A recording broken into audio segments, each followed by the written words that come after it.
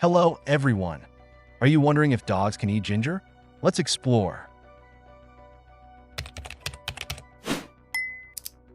Yes, dogs can eat ginger in small amounts, and it can offer several health benefits. Ginger contains antioxidants and anti-inflammatory properties, which can help reduce nausea, improve digestion, and ease motion sickness in dogs. Some studies also suggest that ginger may help alleviate arthritis symptoms by reducing joint inflammation. When feeding ginger to your dog, make sure it is fresh or powdered, and avoid any processed ginger products that contain added sugar or preservatives, such as gingerbread or ginger snaps. A small amount of grated ginger mixed into your dog's food can help with digestion or motion sickness, especially during car rides.